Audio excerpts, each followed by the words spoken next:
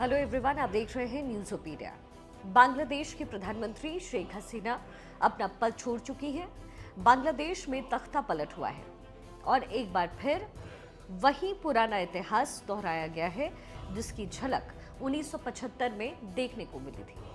सुरक्षा कर्मियों का कत्ल हो रहा है, पुलिस थानों पर हमले हो रहे हैं, निर्दोष हिंदुओं को निशाना बनाया जा रहा है। सेना कह रही है कि वो हालात को संभाल लेगी, लेकिन ऐसा फिलहाल नजर नहीं आ रहा है। ये सब देख करके 1975 की याद आ जाती है।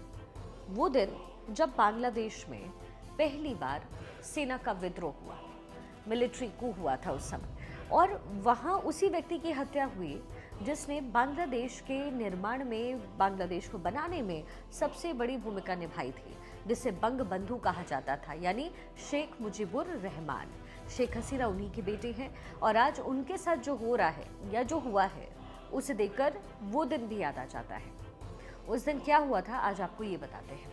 15 अगस्त 1975 की बात है। बांग्लादेश के संस्थापक और देश के पहले राष्ट्रपति शेख मुजीबुर रहमान अपने घर पर थे। उन्हें भारतीय खुफिया एजेंसी रॉ वो बार बार इनपुट दे रहे थे कि साहब आपके खिलाफ जो है साजिश रची जा रही है, सेना आपके खिलाफ बगावत के मूड में है, कुछ लोग ऐसे हैं जो आपको रास्ते से हटाना चाहते हैं।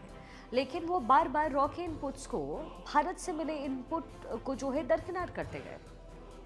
वो कहते हैं कि मेरे बच्चे हैं, मुझे नुकसान कैसे पहुंचा सकते हैं। दरअसल शेख मुजीबुर रहमान अपने और अपनी फैमिली पर जो खतरा मंडरा रहा था उसको समझ ही नहीं पाए।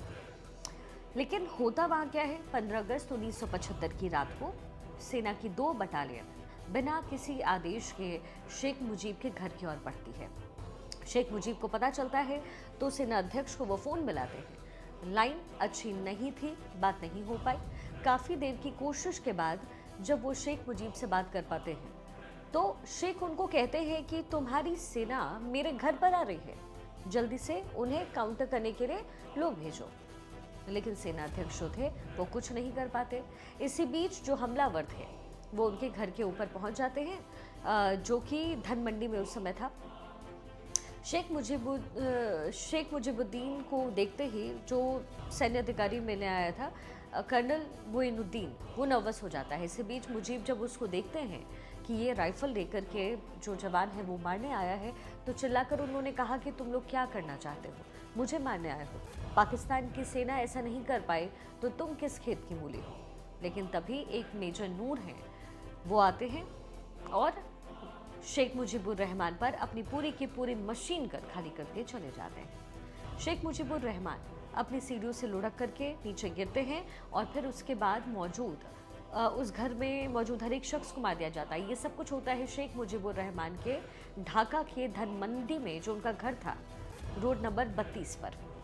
वहाँ पर उस दिन शेख मुजीबुर रहमान के जो बेटे हैं, उनकी जो बहुएं हैं, उनके जो पोते हैं और उनका 10 साल का एक छोटा बेटा, वो तक मार दिया जाता है। सिर्फ 2 लोग बचते हैं। उनमें एक थी प्रधानमंत्री शेख हसीना और दूसरी उनकी बहन शेख रेहाना। इन दोनों की जान इसलिए बची क्योंकि ये लोग उस समय जर्मनी में थे, बांग्लादेश में नहीं थे, और शायद अगर ये लोग भी वहाँ पे उस समय होते तो उनका भी वहीं पर अंजाम होता, वही अंजाम होता जो उनके पिता का हुआ।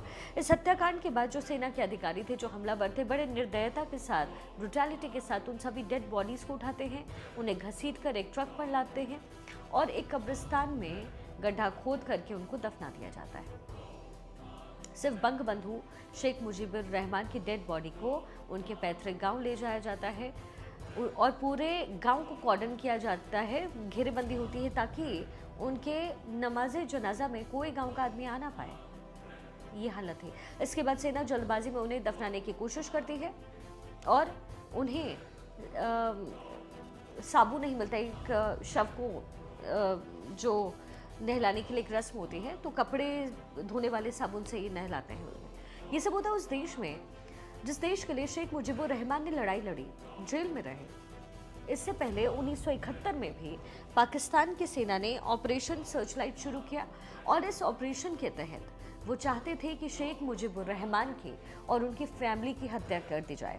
हालांकि किसी तरीके से शेख मुजीबुर रहमान वहां से बचकर निकल जाते हैं और एक लंबी लड़ाई की शुरुआत होती है, जिसके बाद बांग्लादेश भारत के सहयोग से एक अलग देश के तौर पर मुकम्मल तौर पर एक देश बनकर के सामने आता है।